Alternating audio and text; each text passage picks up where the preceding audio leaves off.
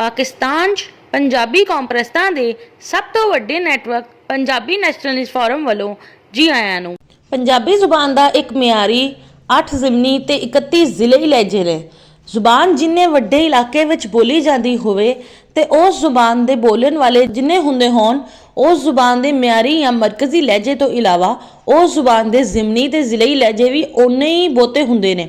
ਅੰਗਰੇਜ਼ੀ, ਅਰਬੀ, ਚੀਨੀ, ਹਿੰਦੀ ਜ਼ੁਬਾਨਾਂ ਦੁਨੀਆ ਦੀਆਂ ਵੱਡੀਆਂ ਜ਼ੁਬਾਨਾਂ ਨੇ, ਇਸ ਲਈ ਇਹਨਾਂ ਜ਼ੁਬਾਨਾਂ ਦੇ ਜ਼ਿਮਨੀ ਤੇ ਜ਼ਿਲ੍ਹੀ ਲਹਿਜੇ ਵੀ ਬਹੁਤ ਜ਼ਿਆਦਾ ਨੇ। ਇੱਦਾਂ ਹੀ ਪੰਜਾਬੀ ਜ਼ੁਬਾਨ ਵੀ ਬਹੁਤ ਵੱਡੇ ਇਲਾਕੇ ਵਿੱਚ ਬੋਲੀ ਜਾਂਦੀ ਹੈ, ਜਦ ਕਿ ਪੰਜਾਬੀ ਜ਼ੁਬਾਨ ਬੋਲਣ ਵਾਲਿਆਂ ਦੀ ਤਾਦਾਦ ਬਹੁਤ ਜ਼ਿਆਦਾ ਹੈ। ਪੰਜਾਬੀ ਜ਼ੁਬਾਨ ਦੁਨੀਆ ਦੀ 9ਵੀਂ ਵੱਡੀ ਜ਼ੁਬਾਨ ਹੈ, ਇਸ ਲਈ ਪੰਜਾਬੀ ਜ਼ੁਬਾਨ ਦੇ ਜ਼ਿਮਨੀ ਤੇ ਜ਼ਿਲ੍ਹੀ ਲਹਿਜੇ ਵੀ ਬਹੁਤ ਜ਼ਿਆਦਾ ਨੇ। ਪੰਜਾਬੀ ਜ਼ੁਬਾਨ ਦਾ ਇੱਕ ਮਿਆਰੀ 8 ਜ਼ਿਮਨੀ ਤੇ 31 ਜ਼ਿਲ੍ਹੀ ਲਹਿਜੇ ਨੇ। ਮਾਝੀ ਪੰਜਾਬੀ ਲਹਿਜਾ। ਪੰਜਾਬੀ ਜ਼ੁਬਾਨ ਦਾ ਮਿਆਰੀ ਲਹਿਜਾ ਮਾਝੀ ਹੈ। ਮਾਝੀ ਲਹਿਜਾ ਪੰਜਾਬੀ ਜ਼ੁਬਾਨ ਦੀ ਬੁਨਿਆਦ ਹੈ ਤੇ ਮਾਝੀ ਲਹਿਜਾ ਬੋਲਣ ਵਾਲੇ ਇਲਾਕਿਆਂ ਨੂੰ ਮਾਝਾ ਆਖਿਆ ਜਾਂਦਾ ਹੈ। ਲਫ਼ਜ਼ ਮਾਝਾ ਦਾ ਮਤਲਬ ਮਰਕਜ਼ ਜਾਂ ਵਿਚਕਾਲ ਹੈ। ਮਾਝੇ ਦਾ ਇਲਾਕਾ ਜੁਗਰਾਫੀਆਈ ਤੌਰ ਤੇ ਤਾਰੀਖੀ ਪੰਜਾਬ ਦੇ ਵਿਚਕਾਲ ਦੇ ਇਲਾਕੇ ਵਿੱਚ ਹੈ। ਮਾਝੀ ਲਹਿਜੇ ਦਾ ਇਲਾਕਾ ਹਿੰਦੁਸਤਾਨੀ ਪੰਜਾਬ ਦੇ 4 ਜ਼ਿਲ੍ਹੇ ਅੰਮ੍ਰਿਤਸਰ, ਗੁਰਦਾਸਪੁਰ, ਪਠਾਨਕੋਟ, ਤਰਨਤਾਰਨ ਸਾਹਿਬ ਤੇ ਪਾਕਿਸਤਾਨੀ ਪੰਜਾਬ ਦੇ 16 ਜ਼ਿਲ੍ਹੇ ਲਾਹੌਰ, ਕਸੂਰ, ਓਕਾੜਾ, ਪਾਕਪਤਨ, ਸਾਹੀਵਾਲ, ਟੋਬਾ ਟੇਕ ਸਿੰਘ, ਫੈਸਲਾਬਾਦ, ਚਨਿਓਟ, ਹਾਫਿਜ਼ਾਬਾਦ, ਮੰਡੀ ਬਹਾਉਦੀਨ, ਗੁਜਰਾਤ, ਸਿਆਲਕੋਟ, ਨਾਰੋਵਾਲ, ਗੁਜਰਾਂਵਾਲਾ, ਸ਼ੇਖੂਪੁਰਾ, ਨਾਨਕਾਨਾ ਸਾਹਿਬ ਨੇ। ਜਦ ਕਿ ਮਾਝੀ ਲਹਿਜਾ ਪਾਕਿਸਤਾਨ, ਭਾਰਤੀ ਪੰਜਾਬ, ਹਰਿਆਣਾ, ਉੱਤਰ ਪ੍ਰਦੇਸ਼ ਦੇ ਵੱਡੇ ਸ਼ਹਿਰਾਂ ਜਦ ਕਿ ਕਰਾਚੀ, ਦਿੱਲੀ ਤੇ ਮੁੰਬਈ ਜਿਹੇ ਵੱਡੇ ਸ਼ਹਿਰਾਂ ਵਿੱਚ ਵੀ ਬੋਲਿਆ ਜਾਂਦਾ ਹੈ। ਮਾਝੀ ਲਹਿਜੇ ਦੇ ਇਲਾਕੇ ਨੂੰ ਪੰਜਾਬੀ ਜ਼ੁਬਾਨ ਦੇ 8 ਜ਼ਿਮਨੀ ਲਹਿਜਿਆਂ ਮਾਲਵੀ, ਦੁਆਬੀ, ਡੋਗਰੀ, ਪਹਾੜੀ, ਪੋਠੋਹਾਰੀ, ਹਿੰਦਕੂ, ਸ਼ਾਹਪੁਰੀ, ਜੰਗੋਚੀ ਦੇ ਇਲਾਕਿਆਂ ਨੇ ਚਾਰੋਂ ਪਾਸੋਂ ਘੇਰਿਆ ਹੋਇਆ ਹੈ। ਮਾਲਵੀ ਪੰਜਾਬੀ ਲਹਿਜਾ। ਮਾਲਵੀ ਲਹਿਜੇ ਦਾ ਇਲਾਕਾ ਜਨੂਬ ਮਸ਼ਰਕ ਵਾਲੇ ਪਾਸਿਓਂ ਮਾਝੀ ਲਹਿਜੇ ਦੇ ਇਲਾਕੇ ਨਾਲ ਜੁੜਦਾ ਹੈ। ਇਹ ਇਲਾਕਾ ਭਾਰਤੀ ਪੰਜਾਬ ਦੇ 17 ਜ਼ਿਲ੍ਹਿਆਂ ਅੰਬਾਲਾ, ਬਰਨਾਲਾ, ਬਠਿੰਡਾ, ਪਟਿਆਲਾ, ਫਰੀਦਕੋਟ, ਫਤਿਹਗੜ੍ਹ ਸਾਹਿਬ, ਫਿਰੋਜ਼ਪੁਰ, ਗੰਗਾਨਗਰ, ਹਿਸਾਰ, ਕੁਰੂਕਸ਼ੇਤਰਾ, ਲੁਧਿਆਣਾ, ਮਲੇਰਕੋਟਲਾ, ਮਾਨਸਾ, ਮੋਗਾ, ਸ੍ਰੀ ਮੁਕਤਸਰ ਸਾਹਿਬ, ਰੂਪਰ, ਸੰਗਰੂਰ ਨੇ। ਜਦਕਿ ਮਾਲਵੀ ਲਹਿਜਾ ਹਰਿਆਣਾ ਦੇ ਸ਼ੁਮਾਲੀ ਹਿੱਸਿਆਰ ਤੇ ਪਾਕਿਸਤਾਨੀ ਪੰਜਾਬ ਦੇ ਮਸ਼ਰਕੀ ਹਿੱਸੇ ਵਿੱਚ ਜ਼ਿਲ੍ਹੀ ਵਿਹਾੜੀ ਤੇ ਬਹਾਵਲਨਗਰ ਦੇ ਸਰਹੱਦੀ ਇਲਾਕੇ ਵਿੱਚ ਵੀ ਬੋਲਿਆ ਜਾਂਦਾ ਹੈ। ਮਲੋਈ ਜਾਂ ਮਾਲਵੀ ਲਫ਼ਜ਼ ਮਾਲੋ ਤੋਂ ਬਣਿਆ ਹੈ। ਮਾਲੋ ਆਰੀਆ ਲੋਕਾਂ ਦੀ ਇੱਕ ਪੁਰਾਣੀ ਜ਼ਾਤ ਸੀ।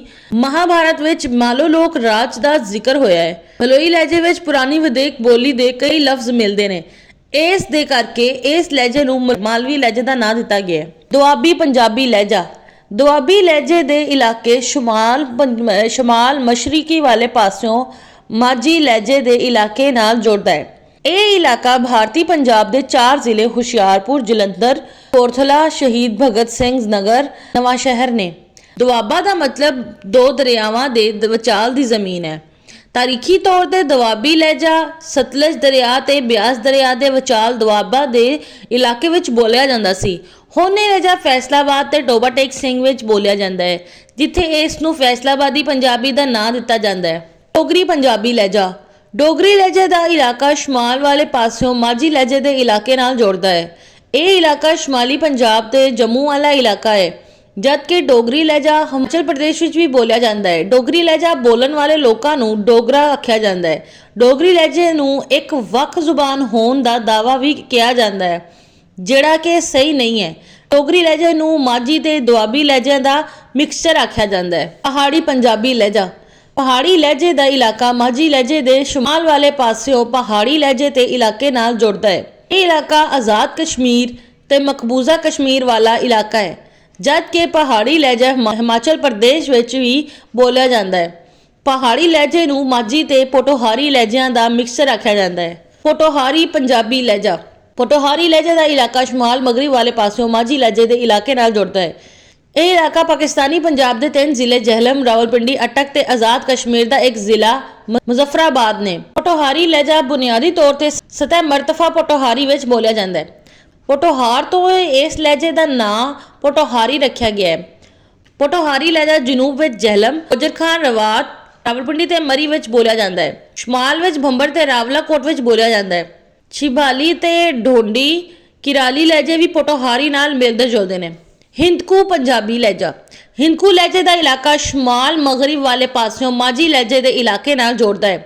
ਇਹ ਇਲਾਕਾ ਸੂਬਾ ਪੰਜਾਬ ਦਾ ਜ਼ਿਲ੍ਹਾ ਅਟਕ ਤੇ ਖੈਬਰ ਪਖਤੂਨਖਵਾ ਦੇ ਜ਼ਿਲ੍ਹੇ ਐਬਟਾਬਾਦ, ਮਾਨਸਹਿਰਾ, ਹਰੀਪੁਰ, ਬਡਗਰਾਮ, ਨੌਸ਼ਹਿਰਾ, ਪਿਸ਼ਾਵਰ ਕੋ ਹਾਟ ਨੇ, ਜਦਕਿ ਹਿੰਦਕੂ ਲਹਿਜਾ ਪੋਟੋਹਾਰ ਤੇ ਆਜ਼ਾਦ ਕਸ਼ਮੀਰ ਦੇ ਇਲਾਕਿਆਂ ਪੂੰਛ, ਬਾਗ, ਨੀਲਮ, ਮੁਜ਼ੱਫਰਾਬਾਦ ਵਗੈਰਾ ਵਿੱਚ ਵੀ ਬੋਲਿਆ ਜਾਂਦਾ ਹੈ। ਹਿੰਦਕੂ ਲਹਿਜਾ ਸ਼ੁਮਾਲੀ ਹਿੰਦੁਸਤਾਨ ਤੇ ਅਫਗਾਨਿਸਤਾਨ ਦੇ ਹਿੰਦਕੀ ਇਲਾਕਿਆਂ ਵਿੱਚ ਵੀ ਬੋਲਿਆ ਤੇ ਸਮਝਿਆ ਜਾਂਦਾ ਹੈ। ਹਿੰਦਕੂ ਬੋਲਣ ਵਾਲੇ ਹਿੰਦਕੂਆਨ ਅਖਵਾਉਂਦੇ ਨੇ, ਪਰ ਹਜ਼ਾਰਾ ਡਿਵੀਜ਼ਨ ਦੇ ਇਲਾਕਿਆਂ ਹਰੀਪੁਰ, ਐਬਟਾਬਾਦ ਤੇ ਮਾਨਸਹਿਰਾ ਵਿੱਚ ਇਹਨਾਂ ਨੂੰ ਹਜ਼ਾਰਾ ਡਿਵੀਜ਼ਨ ਦੀ ਨਿਸਬਤ ਦੇकर ਹਜ਼ਾਰੇਵਾਲ ਆਖਿਆ ਜਾਂਦਾ ਹੈ।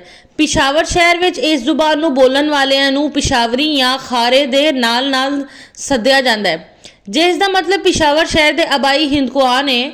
ਆਖਿਆ ਜਾਂਦਾ ਹੈ ਕਿ ਪਾਕਿਸਤਾਨ ਆਜ਼ਾਦ ਹੋਣ ਤੋਂ ਪਹਿਲਾਂ ਰਿਆਸਤ ਅੰਬ ਤੇ ਤਨੌਲੀ ਕਬੀਲੇ ਦੀ ਹੁਕਮਰਾਨੀ ਸੀ ਤੇ ਹਿੰਦਕੂ ਇੱਥੇ 100% ਬੋਲੀ ਜਾਂਦੀ ਸੀ।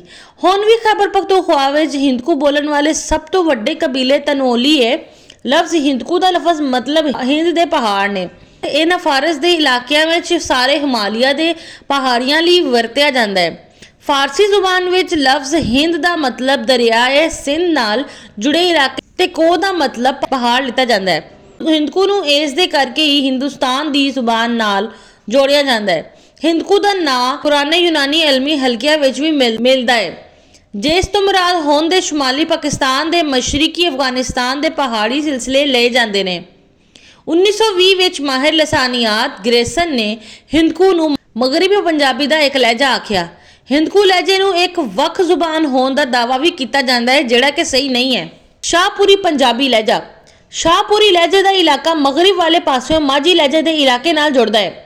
ਇਹ ਇਲਾਕਾ ਪਾਕਿਸਤਾਨੀ ਪੰਜਾਬ ਦੇ ਜ਼ਿਲ੍ਹੇ ਸਰਗੋਦਾ ਤੇ ਖੁਸ਼ਾਬ ਨੇ, ਜਦਕਿ ਸ਼ਾਹਪੁਰੀ ਲਹਿਜਾ ਮੀਆਂਵਾਲੀ, ਭੱਕਰ, ਅਟਕ, ਚਕਵਾਲ, ਡੇਰਾ ਗਾਜ਼ੀ ਖਾਨ ਤੇ ਡੇਰਾ ਇਸਮਾਈਲ ਖਾਨ ਦੇ ਕੁਝ ਹਿੱਸਿਆਂ ਵਿੱਚ ਵੀ ਬੋਲਿਆ ਜਾਂਦਾ ਹੈ। ਸ਼ਾਹਪੁਰੀ ਲਹਿਜੇ ਦਾ ਨਾਂ ਜ਼ਿਲ੍ਹਾ ਸ਼ਾਹਪੁਰ, ਜਿਹੜਾ ਹੁਣ ਜ਼ਿਲ੍ਹਾ ਸਰਗੋਦਾ ਦੀ ਇੱਕ ਤਹਿਸੀਲ ਹੈ, ਤੋਂ ਲਿੱਤਾ ਗਿਆ ਹੈ। ਸ਼ਾਹਪੁਰੀ ਲਹਿਜਾ ਪੰਜਾਬੀ ਦੇ ਸਭ ਤੋਂ ਪੁਰਾਣੇ ਲਹਿਜਿਆਂ ਚੋਂ ਇੱਕ ਹੈ। ਸ਼ਾਹਪੁਰੀ ਲਹਿਜੇ ਨੂੰ ਮਾਝੀ, ਪੋਟੋਹਾਰੀ ਤੇ ਜੰਗੋਚੀ ਲਹਿਜਿਆਂ ਦਾ ਮਿਕਸਚਰ ਆਖਿਆ ਜਾ ਸਕਦਾ ਹੈ। ਇਹ ਲਹਿਜਾ ਚਨਾਬ ਦਰਿਆ ਦੇ ਮਗਰਬੀ ਵਾਲੇ ਪਾਸੇ ਜਹਿਲਮ ਦਰਿਆ ਨੂੰ ਪਾਰ ਕਰਕੇ ਸਿੰਧ ਦਰਿਆ ਦੇ ਕਿਨਾਰੇ ਤੱਕ ਬੋਲਿਆ ਜਾਂਦਾ ਹੈ। ਜੰਗੋਚੀ ਪੰਜਾਬੀ ਲਹਿਜਾ। ਜੰਗੋਚੀ ਲਹਿਜੇ ਦਾ ਇਲਾਕਾ ਜਨੂਬ ਤੇ ਜਨੂਬ ਮਗਰਬੀ ਵਾਲੇ ਪਾਸਿਓਂ ਮਾਝੀ ਲਹਿਜੇ ਦੇ ਇਲਾਕੇ ਨਾਲ ਜੁੜਦਾ ਹੈ। ਇਹ ਲਹਿਜਾ ਪਾਕਿਸਤਾਨੀ ਪੰਜਾਬ ਦੇ ਬਾਰ ਦੇ ਇਲਾਕੇ ਵਿੱਚ ਬੋਲਿਆ ਜਾਂਦਾ ਹੈ। ਸਾਂਦਲਬਾਰ, ਕਰਾਨਾਬਾਰ, ਨੀਲੀਬਾਰ, ਗੰਜੀਬਾਰ ਪੰਜਾਬ ਦੇ ਬਾਰ ਦੇ ਇਲਾਕੇ ਨੇ। ਸਾਂਦਲਬਾਰ ਦਾ ਇਲਾਕਾ ਮਗਰਬੀ ਪੰਜਾਬ ਵਿੱਚ ਰਚਨਾ ਦੁਆਬਾ ਵਿੱਚ ਹੈ। ਇਹ ਜ਼ਿਲ੍ਹਾ ਝੰਗ, ਫੈਸਲਾਬਾਦ ਤੇ ਟੋਬਾ ਟੈਕ ਸਿੰਘ ਦੇ ਇਲਾਕੇ ਦੇ ਨਾਲ ਮਿਲ ਕੇ ਬਣਦਾ ਹੈ। ਕਰਾਨਾਬਾਰ ਦਾ ਇਲਾਕਾ ਮਗਰਬੀ ਪੰਜਾਬ ਵਿੱਚ ਚੱਜ ਦਵਾਬ ਵਿੱਚ ਹੈ। ਇਹ ਜ਼ਿਲ੍ਹਾ ਸਰਗੋਦਾ ਤੇ ਜ਼ਿਲ੍ਹਾ ਜੰਗ ਦੇ ਉੱਤੇ ਦੇ ਇਲਾਕੇ ਦੇ ਨਾਲ ਮਿਲ ਕੇ ਬਣਦਾ ਹੈ। ਨੀਲੀਬਾਰ ਦਾ ਇਲਾਕਾ ਮਗਰਬੀ ਪੰਜਾਬ ਵਿੱਚ ਰਾਵੀ ਦਰਿਆ ਤੇ ਸਤਲੁਜ ਦਰਿਆ ਦੇ ਵਿਚਕਾਰ ਜ਼ਿਲ੍ਹੇ ਸਾਹੀਵਾਲ, ਜ਼ਿਲ੍ਹਾ ਕਾੜਾ ਤੇ ਜ਼ਿਲ੍ਹਾ ਪਾਕਪਤਨ ਦੇ ਇਲਾਕੇ ਦੇ ਨਾਲ ਮਿਲ ਕੇ ਬਣਦਾ ਹੈ। ਗੰਜੀਬਾਰ ਦਾ ਇਲਾਕਾ ਮਗਰਬੀ ਪੰਜਾਬ ਵਿੱਚ ਸਤਲੁਜ ਦਰਿਆ ਦੇ ਬਿਆਸ ਦਰਿਆ ਦੇ ਮਿਲਣ ਤੋਂ ਬਾਅਦ ਉਸ ਦੇ ਥੱਲੇ ਦੇ ਇਲਾਕੇ ਨੂੰ ਆਖਿਆ ਜਾਂਦਾ ਹੈ। ਇਹ ਜ਼ਿਲ੍ਹਾ ਬਹਾਵਲ ਨਗਰ ਤੇ ਚਿਸ਼ਤੀਆਂ ਦੇ ਇਲਾਕੇ ਦੇ ਨਾਲ ਮਿਲ ਕੇ ਬਣਦਾ ਹੈ। ਪੰਜਾਬੀ ਵਿੱਚ ਜੰਗਲ ਨੂੰ ਬਾਰ ਕਹਿੰਦੇ ਨੇ। ਇਹ ਇਲਾਕਾ ਪੰਜਾਬੀ ਸਕਾਫਤੀ ਵਿਰਸੇ ਤੇ ਪੰਜਾਬੀ ਅਦਬੀ ਵਿਰਸੇ ਦੇ ਇਲਾਕੇ ਨੇ। ਹੀਰ ਰਾਂਝੇ ਤੇ ਮਿਰਜ਼ਾ ਸਾਹਿਬ ਦੇ ਮਸ਼ਹੂਰ ਰਜ਼ਮੀਏ ਰੋਮਾਨਵੀ ਕਹਾਣੀਆਂ ਦੀ ਤਖਲੀਕ ਇਸੇ ਇਲਾਕੇ ਵਿੱਚ ਹੋਈ ਹੈ। ਜੰਗੋਚੀ ਲਹਿਜਾ ਪੰਜਾਬੀ ਦਾ ਇੱਕ ਸਭ ਤੋਂ ਪੁਰਾਣਾ ਤੇ ਵੱਖਰਾ ਮਿਜ਼ਾਜ ਰੱਖਣ ਵਾਲਾ ਲਹਿਜਾ ਹੈ ਤੇ ਇਸ ਨੂੰ ਅਸਲ ਪੰਜਾਬੀ ਲਹਿਜਾ ਤੇ ਠੇਠ ਪੰਜਾਬੀ ਲਹਿਜਾ ਵੀ ਆਖਿਆ ਜਾਂਦਾ ਹੈ। ਜੰਗੋਚੀ ਲਫ਼ਜ਼ ਜੰਗ ਤੋਂ ਨਿਕਲਿਆ ਹੈ। ਇਸ ਲਹਿਜੇ ਨੂੰ ਉਭੀਚਰੀ ਲਹਿਜੇ ਦਾ ਨਾਂ ਵੀ ਦਿੱਤਾ ਜਾਂਦਾ ਹੈ। ਦੋਹੜਾ, ਮਾਇਆ ਤੇ ਢੋਲਾ ਜੰਗੋਚੀ ਦੇ ਮਸ਼ਹੂਰ ਅਸਨਾਫ ਸੁਖਨ ਨੇ।